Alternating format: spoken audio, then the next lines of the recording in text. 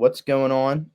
My name's James. This is my co-host Asher, and this is the debut episode of 2 and 5 Scoop. Asher, how you feeling? I'm feeling great. Really Yeah, excited to get started, talk some birds. yeah. With So the it. 2 and 5 Scoop is primarily going to be covering or only covering Sixers and Eagles information. So if you need any opinion and any information, you can come to us. Weird Um, shout guys. out, shout out to Pick Swap Media, who we are now a part of. Um, James Baran and Sean Bernard over there at Pick Swap Podcast have been really, really good to us and helped us get this all set. Now, today, primary focus is going to be Eagles. Um, Lots to get into. The draft, the offseason in general, been a really, really hectic offseason. Uh, so let's just go back in time to Marchish. Hassan Reddick was signed, and we got the hometown boy back in town um, to play on D line. How you feeling about that, Asher? Yeah, that was definitely. I, I mean, I don't remember too many times where all of the Eagles fans are kind of focused in on one move that we all want to make, and it's just like I just remember seeing like a bunch of posts or like comments on like Eagles posts that are like sign Hassan. We all wanted to bring him back to Philly, and that was like Howie big swing beginning of free agency, not letting us down. So that was exciting. Signing Yeah, him I mean, well. yeah. So my whole thing with that is that I was happy about signing Hassan Reddick, but I was very very concerned about everything else because in my opinion, defensive line was definitely a concern, but we had a lot of other things to take care of, like the wide receiver position. Devontae Smith at the time was our one, and we didn't really have anybody behind him. I was not okay with letting Jalen Rager be our third wide receiver and Quez be our possible two option. So I was like a lot of Eagles fans. I was happy with the signing, but I was kind of hungry for more. Um, Now, of course, during that period of time, we saw the Chargers and pretty much everybody in the AFC West go out and make some splashy moves, like the Russell Wilson trade. I remember Eagles fans were all over that. Uh, but all that happened, and then we signed Hassan Reddick, and then it's just pure silence. Um, and I'm sitting there like, so Howie, are we going to do anything else? We have a lot of holes to fill. What's going on? That was my thought process at the time. Asher, can you run us through what your thought process was after we had signed Hassan Reddick, and that period of time where we just weren't doing anything. Yeah, I mean, Howie has never seemed like a huge splash signing guy to me. I mean, I feel like maybe that's somewhat due to he was the GM during that Dream Team off season, so maybe he's kind of jaded from that. But I was just feeling like if we hit some solid picks in the draft, we're a team that just was the snuck into the playoffs. We're treading water and we're probably going to the playoffs again. Jalen Hurts takes a step forward and we're feeling good. And then obviously we make some big moves during the draft, and now we're feeling Super Bowl is not out of the picture. Right. Yeah. So before the draft, again, we're all sitting here waiting for Howie to make a move, and then all of a sudden, we all get a notification saying that Howie, the Eagles, and the Saints had agreed on a trade, and it was just draft picks. Yeah, But we sent our, if I remember, 18th pick and a couple of future. I think we sent them like an 18th and a fourth and a bunch of other stuff. But we got one first this year in return, and then we get our first next year in return. right. See, that just seems like a classic, like shrewd Howie move. He's always kind of switching things around, trying to get some picks for the next year. Yeah, We're yeah, like, I all right, totally, big draft move. yeah, I totally agree. I think Howie has always been definitely, he's always been a guy who always makes like under the radar kind of moves, Yep. like that trade. We're gonna get into it later, but that trade wound up making a huge impact on this team. But at the time, it was just like, oh, it's just a bunch of draft picks. Not you not a can't big complain. It doesn't send you over the moon, but it's clearly not a bad trade for us. So yeah, so now we get the draft night. So we're sitting there, we're anxious, and our first pick comes, and we take Jordan Davis out We of. did. We traded up for him as well. Yes, we Didn't did. give up too much, and I think Do no one you do really you, was complaining about that. do you remember what the trade was? I believe we give up like a third. It was either this year or next year, but either way, we have quite a few second and thirds from this year and next year. So it was just kind of something we had in our back pocket, and we say, all right, we want this guy, and he might not last to the pick we have. So take this, and we'll get our guy. Yeah, so we did that. We traded up and we got Jordan Davis. Yep. Stacked up the defensive line again, which is a habit of Howie. We've always been a team to prioritize the trenches. So I wasn't too mad about that. I like Jordan Davis coming out of Georgia. I don't know about you. I know you're a big, you study film and like into like looking in the draft prospects and everything. So what were your thoughts of Jordan Davis coming out of college? Yeah, I mean, he is an absolute freak. That dude is just no one that large should be able to move as fast as he does. Yeah. I mean, there's some clips you can look up of him chasing down quarterbacks that I think would make you poop your pants. Yeah, yeah, exactly, dude. Yeah, I remember when we drafted him, I thought to myself, I was like, wait, isn't that the guy that ran like a 4.7 or like something like that at the 40-yard dash? And he was like this 6'5", like 300-pound guy, and everybody was going insane about it. So then I looked into it, and sure enough, it was, and I just went absolutely crazy. I was like, this is an amazing pick. So next is the big, big move that we all witnessed. Um, so we're sitting there, we're anxious, watching the draft, and sure enough, big trade happens. At the Titans, um, lost my train of thought. So yeah, I remember sitting there watching the draft, and it switches from the our pick at, I believe it was 18, and then all of a sudden in that little ticker at the bottom of the draft screen, you see Tennessee in that spot. Yeah, And so it's like, wait, did we just make a trade with the Titans? yeah, And are the Titans shopping AJ Brown right now?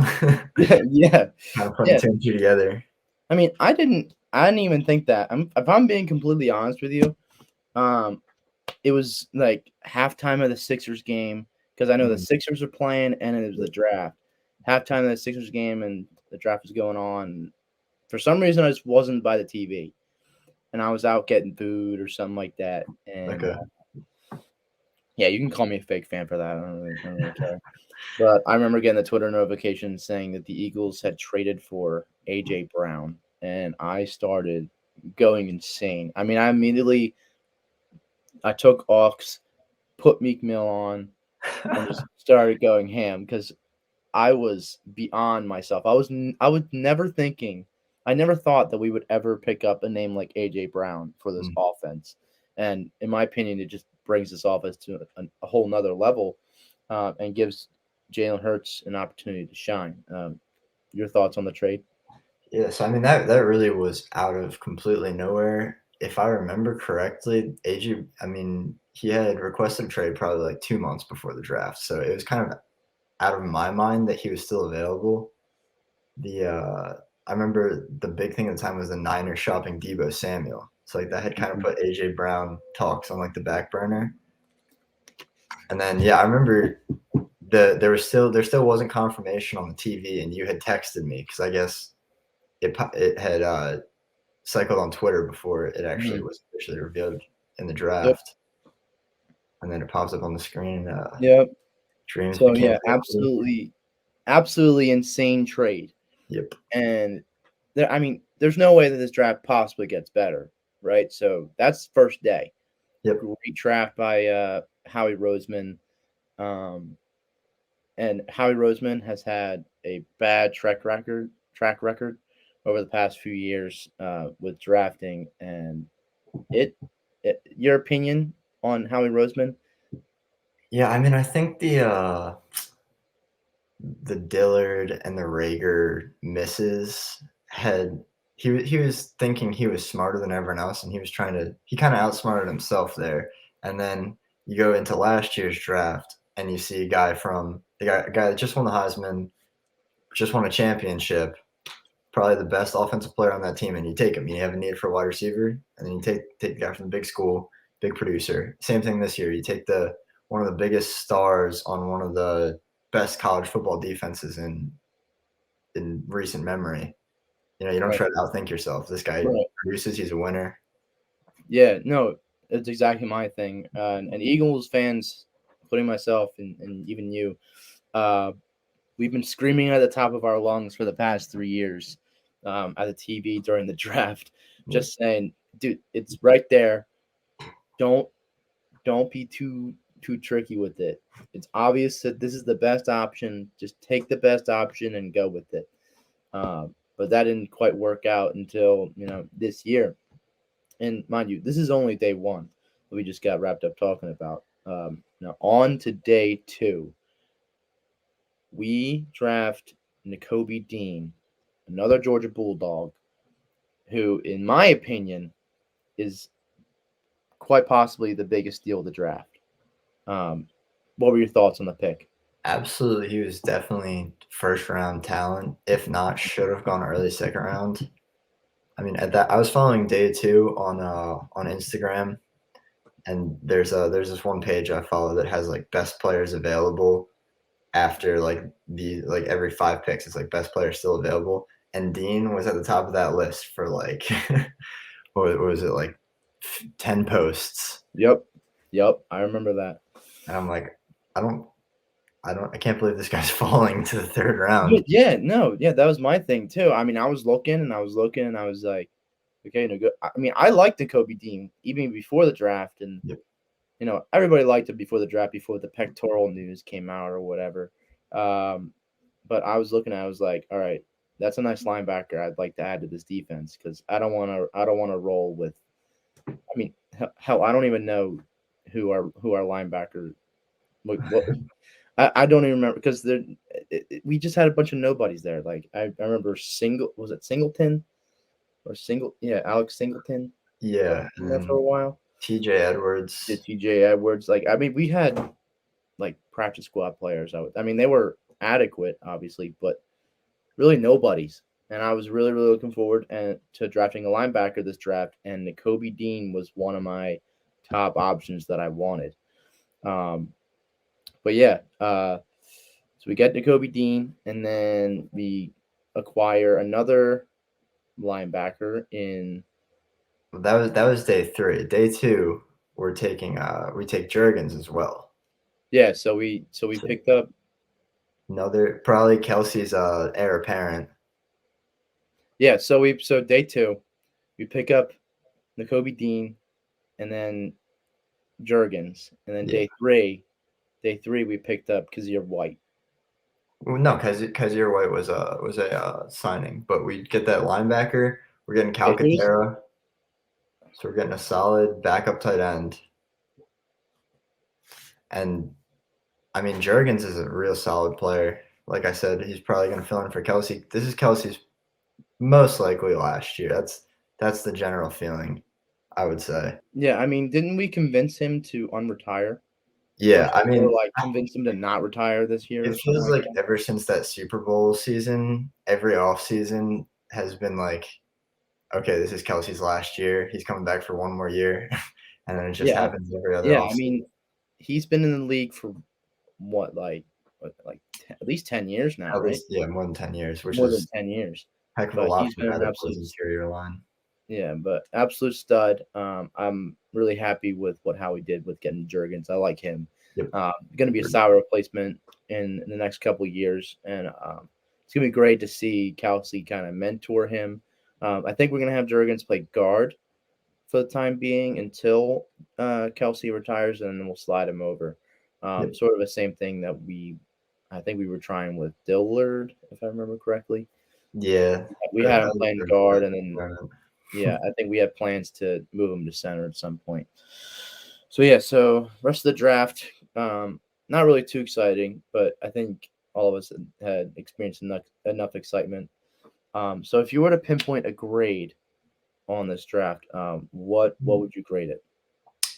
Uh, I mean, I really think there's no better move you can make with a late first round pick than trading for a guy that's like a Pro Bowler, all pro kind of player in AJ Brown. Right. So factoring that into the grade, that's really, I mean, at B plus A minus range, and then Really? yeah, maybe even going up to an A. I mean, see, there's a lot of X factors here. The big X factor is how Nakobe Dean's going to turn out because I don't know if the reports of his pec stuff is flawed. So that's a big question mark. But looking at it on paper, I would definitely give it a higher grade. Maybe it's just me, and I'm just excited because we finally had a good draft after like 4 years. That's fair, Um, fair but reaction. I gave this an emphatic A plus. Okay. Very very happy with what Howie did.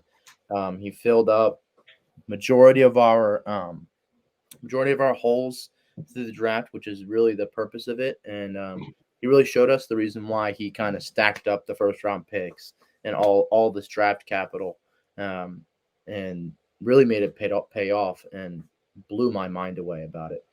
Um, so the draft ends. A few weeks go by, and this news came out about a week ago. Eagles signed James Bradbury to a 1 year, $10 million contract. Pro Bowler James Bradbury from the New York Giants. What were your thoughts as soon as this acquisition had occurred?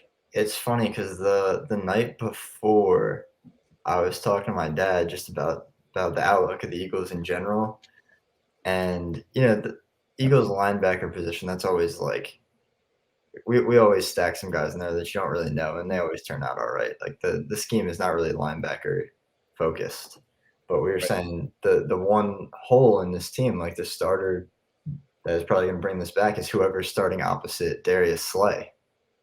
Like we really don't have anyone. Right. Where we might as well just. I mean, it's very possible that we're going to be starting like a sixth round rookie or a guy that just got drafted sixth, seventh round last year. Right. And then the next day, it's like prayers answered immediately. Yeah. In comes a Pro Bowler. Yeah. Yeah. So I think with Bradbury, Slay, and Maddox, we have, excuse me, we have the possibility of having one of the best like cornerback groups in the league. Yeah. Avante Maddox I've always liked, but putting James Bradbury across from Darius Slay is gonna really complement this defense. I've heard James Bradbury is very very good at playing the zone, which is something that we all know Jonathan Gannon loves to run, Yep. as much as we all hate it. Uh, but James Bradbury, his game is suited for a scheme like Jonathan Gaddon's, and I'm very very happy about it. Now moving on, um, we have the off season is we still have a lot to go, but I think the team is almost set at this point, unless we make any big splashes. Seems like it. Um, what are your expectations from this team come the 2022 season? I mean, I just checked today. The over under on our win total this season is at a 9.5. So we were 9-8 team last year, and I mean Howie really he turned some serious weak points into very serious strong points. So you look at that Eagles wide receiver room where you're just talking about Devontae Smith, a solid number one guy, and then you have Quez Watkins who had a solid rookie season. But is this a guy who's going to take a step forward as a number two receiver? We don't know. Jalen Reagor in the slot. Is this a guy who's going to take a step forward? Probably not. And then you bring in AJ Brown. Now all of a sudden you have one of the top receiver rooms in the NFC. Jalen Hurts finally has some guys to get the ball to. Yep. Yeah, and everybody's been talking about how kind of trashing on Jalen Hurts. I've never personally, I'm not gonna lie, never been a huge Jalen guy, but I really admire his intangibles.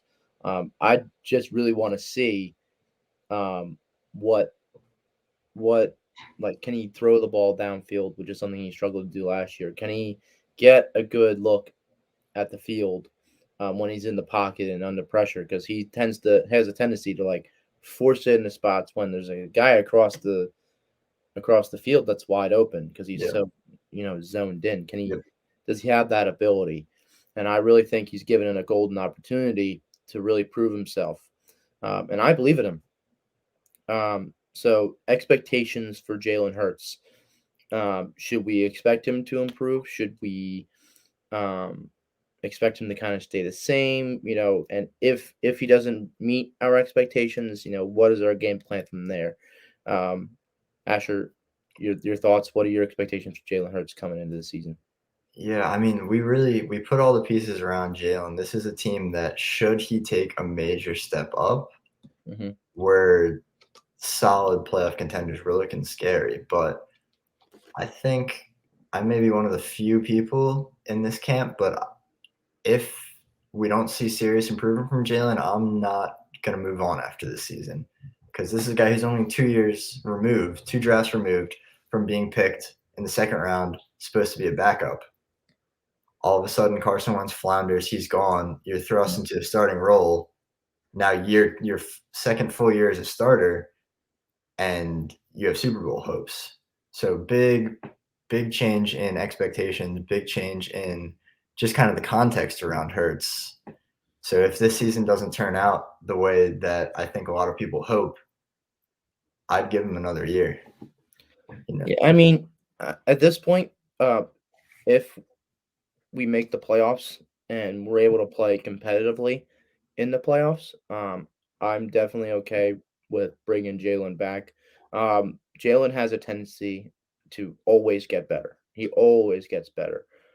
This is something that I love telling anybody who doubts Jalen Hurts. Like I said, might be hypocritical, but I love Jalen Hurts, and I acknowledge that throughout his career, he's really only gotten better, despite all the adversity he's been through, from being benched in the national championship game back in, I think it was 2018 or 2019 or something like that.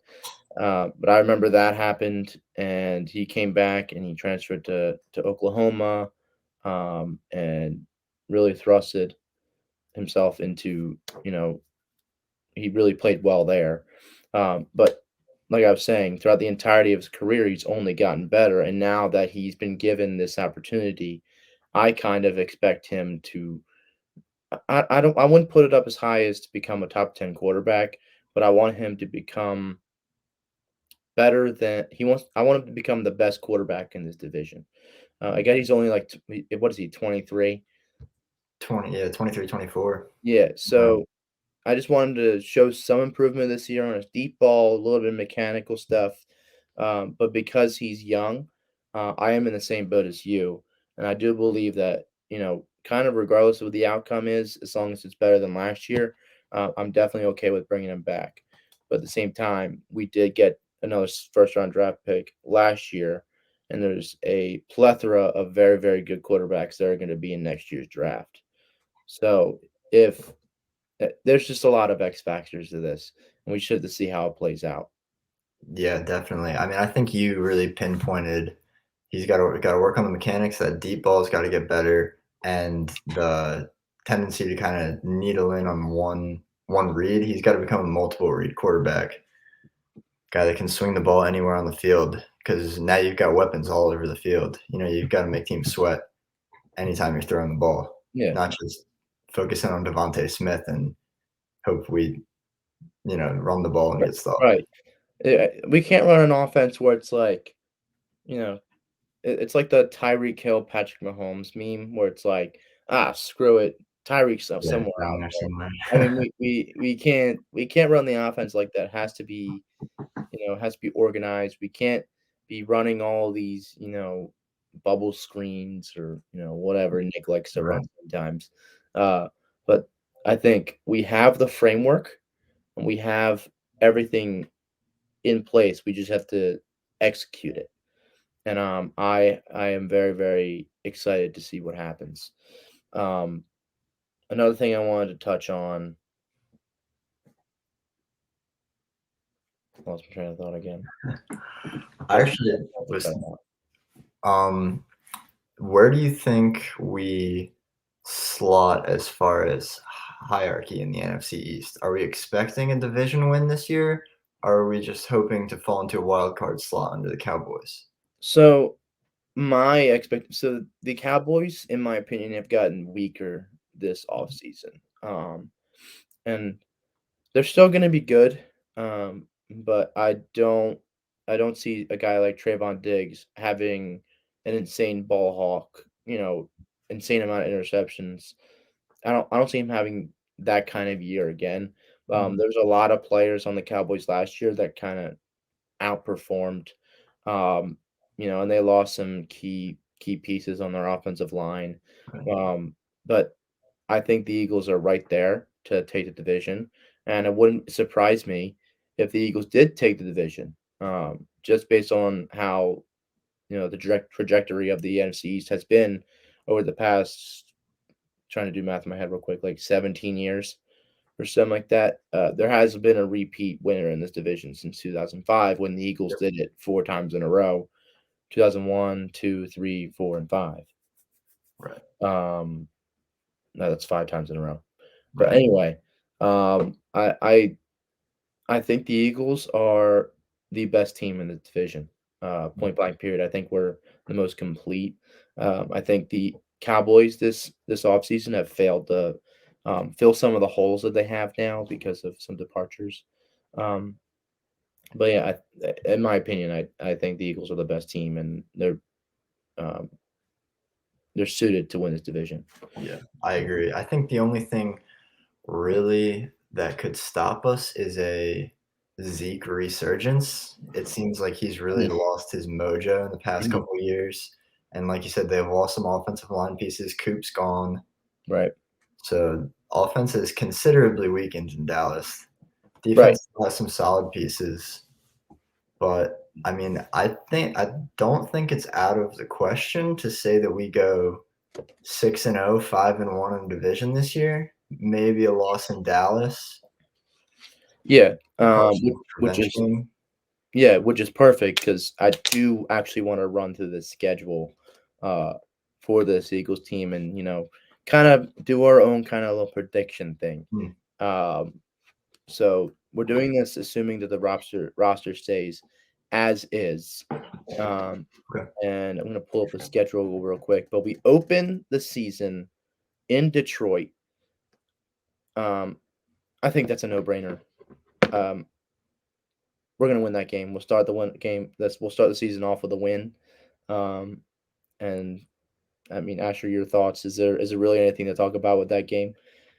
That's a potential trap game. Dan Campbell is a great coach. You think? Lions are coming on strong at the end of last year. You really think I so? want to say they were 500 in their last 6 games. I think because they started off the season on that big losing streak and they ended with 3 wins. So I want to say they were somewhere around 500 last 6 games in Detroit.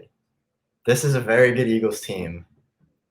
I'm gonna go with you and say it's a win, but I think it might be a little scarier in the beginning of that game than we're expecting. I can see that. I think the expectations are going to be high for Yeah. Jalen and this entire Eagles team, and I think they will be shaky to start, but I think they will eventually pull through because it is the Detroit Lions. Um, you know, Right. So yeah, so starting off 1-0, and then the next week we come back home for our season opener on Monday Night Football against the Minnesota Vikings, and that is an interesting one. I think we match up relatively well with the Vikings, and I think it's going to be a very very tight game. Yeah, home opener. This one feels like we're gonna be fired up on a Monday night. Again, this is an Eagles team with high expectations, and I think if we go 2-0, ending the two-game start with a win on Monday Night Football, I think we're going to be feeling pretty good about those Super Bowl expectations moving forward. I'm going to win as well. Okay, I'm just going to ask you something. Where are you getting these Super Bowl expectations from? I've seen a few posts. I believe it's Pro Football Focus. Now they have some wacky takes from time to time. But I've seen a few posts saying this is a very improved team. You know, it all hinges on that Jalen Hurts step up. Mm-hmm. You know, does he turn into a top 10 quarterback? If he does, we're conference finals maybe, or I'm sorry, conference championship looking. Not, we're probably fighting for the last seed in the playoffs again. But I mean, the pieces are there. I'm gonna go back. We're gonna go rewind real quick. So you have Super Bowl expectations for this team this year? This is the first time that I feel this good about the team since the year after the Super Bowl win. Wow. Not that season turned out so well, but this is the best I feel about this team in a while. Wow. I mean, I feel good, but I'm not feeling that good. Like, bro, my expectations is winning the division. Okay. That's where I'm set. We have to win the division. We can definitely be one of the best teams in the NFC. Right. But like you said, it's the X factor with Jalen Hurts. Yeah. But anyway, I just kept on hearing you mention Super Bowl aspirations, and I was like, hold up.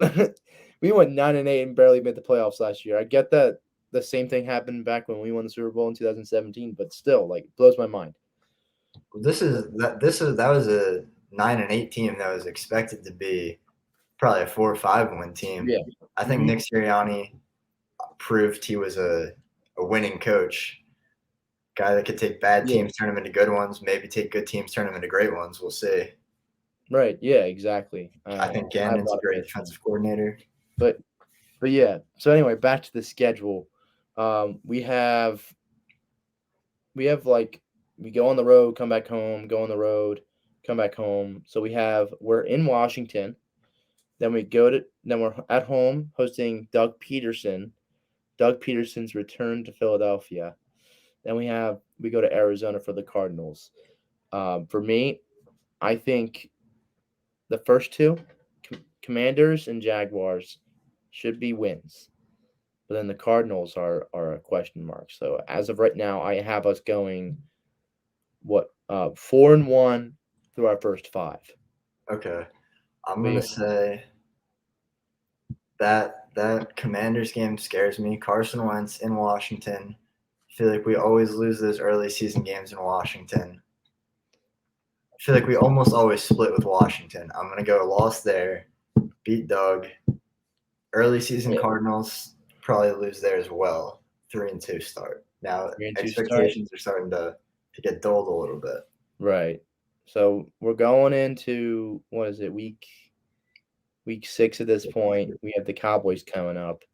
Feeling shaky. I'm feeling confident. We're 4-1. We're kind of on a roll. And we host the Cowboys, which is probably a huge game. It's a night game. It's one of our primetime games. I believe it's Sunday Night Football. And we have Dak Prescott and Jerry Jones and all those people, to put it nicely, coming to town. How do you think this game's going to play out? So again, this may be wishful thinking.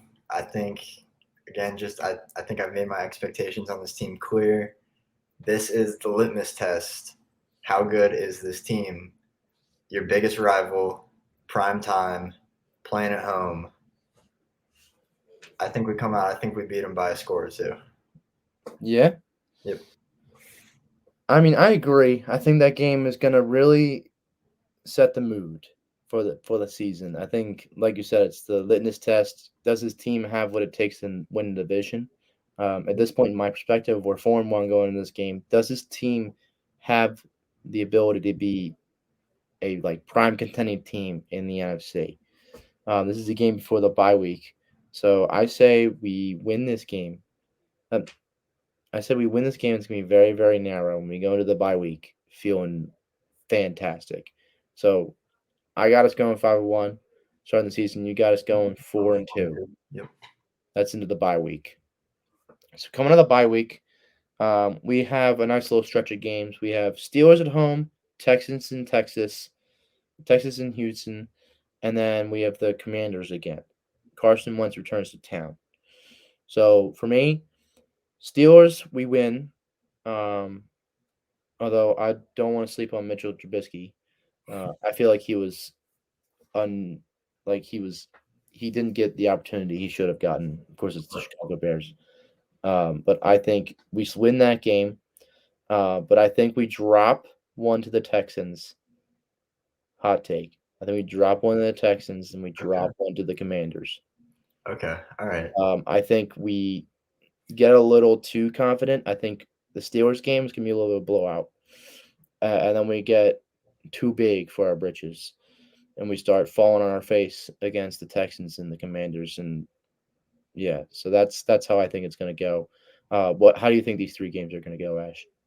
Yeah. I mean, I think definitely we're always prone to a Washington trap game. Mm-hmm. I think if we don't lose that one in Washington, we lose it here at home. I do Yeah. have us losing in Washington, and I feel pretty confident about our ability to play two worse teams. Mm-hmm. I don't think this is an Eagles team of the past. I'm gonna go 3 straight wins here, Really? bring us to Yeah. 7-2. Yeah. So that I want to make a note on that last Commanders. This might just be me having like Sixers PTSD. Hmm. Like when Ben Simmons came to town, and then we got whooped. Yeah, I think it might be a similar kind of thing here. I know Carson Wentz doesn't, exactly answer adversity the best, but I'm gonna give him credit where credit's due. He's still a good quarterback. He's still better than Tyler Heineke. yeah, So I think he can really go under the radar and kind of give us an uppercut if he really, really wanted to. And I think that's the game. Um, so I mean, it's still going to be kind of tight, but I think it's going to be very disappointing for Eagles to come out and boo Carson Wentz, and then him have to, wave us all goodbye. yeah. So for me, I got us at 6-3. Correct. You guys at 7-2. So now we have kind of a rough stretch of games here. Colts, Packers, Titans. This is like where the season is truly going to be defined. I know we said the Cowboys game earlier, but like this is where we're in the position to really make a run to prove ourselves to the rest of the league and show them, yeah, we're actually a threat this year. But I am not looking forward to this. Luckily, two of the three are at home, so we go to Indy for the Colts, and we're home against the Packers and the Titans. I think we win two of these three. Okay. I And I am think the on one the we same page. drop, I think the one we drop is to the Packers. Okay. Mm, Actually, you know what? I think that indie game scares me a little bit. Yeah. I think Why? the Colts are a pretty good home team. It's a loud stadium. I think Matt Ryan is a lot better, even at 38, 39, than people give him credit for. Hmm. He was not playing he did not have the pieces around him in Atlanta as of late. Yeah, and I mean, I think he's got a good coach. I mean, I could be biased. It's Frank Reich, Right. No, definitely but good coach. I think Matt Ryan went there to learn from Frank Reich on how to beat Tom Brady one day. I don't know if that'll happen. So yeah. But what would be even crazier is this situation. This is hypothetical. Nick Foles just signed with the Colts Yes, 2 days back. he did do Matt that. Ryan's old. Matt He Ryan did. goes down with an ankle injury. He tweaks his ankle. We're playing Nick Foles, Coached by Frank Reich. coached by Frank Reich. That's a scary thing to see. That is a scary thing to see. Could you imagine if that happened, bro? Could you have it? Like I mean, I wouldn't know who to root. I mean, I would root for the Birds, but I'd be like, damn, Nick, I kind of miss you. But yeah, Wouldn't that be just the perfect 2 game stretch? We lose to Carson Wentz, followed yeah, by losing to Nick Foles in yep, February. yep, back to back. We could be playing Carson Wentz at home, and then going to go play Nick Foles. That isn't that insane? So yeah, after this stretch, I am trying to do the math in my head. I think I have us at was it 9-4? I know it's at 7-3. No, 6-3. So I have us 8-4 now after Yes. those 3 games. So now we kind of end the season easily. We have I'm gonna go to the last 5. We got the Giants in New York. We got Chicago in Chicago, Dallas in Dallas, Mm, and then the Saints and the Giants. okay. So we have to stay. We're on the road a lot, so that might be a little rough. But luckily, we're not playing anybody too challenging outside of the Cowboys and maybe the Saints. Right. So real quick, I'm just gonna run through those 3 games that we were just talking about. I think we lose to Indy, lose to Green Bay, beat the Titans.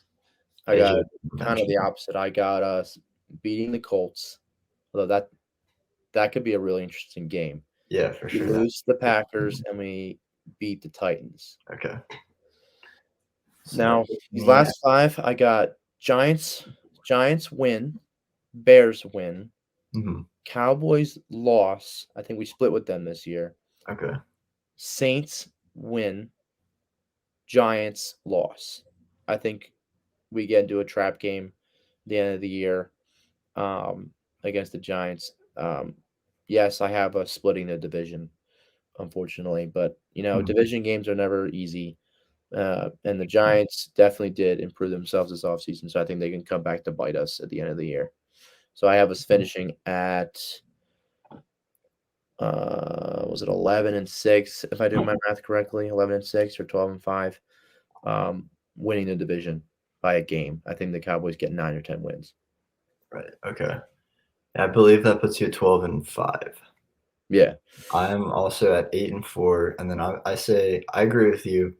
New York, first New York game, Chicago should most definitely be wins. I think we go into Dallas.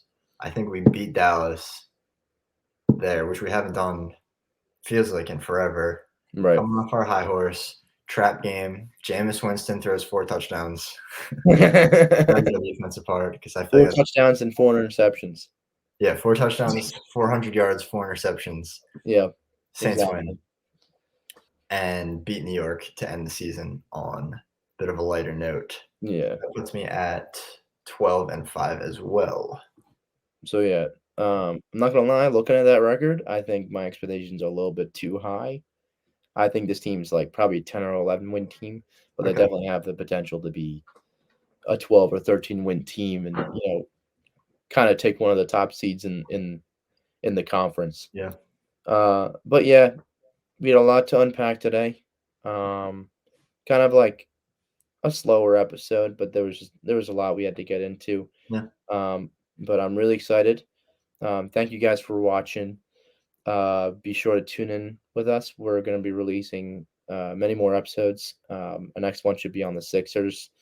Um, Asher, thank you for taking your time out to join me today. Of course. It was a lot of fun, and I'm really looking forward to what's in store. Real quick, if you're watching on YouTube, subscribe.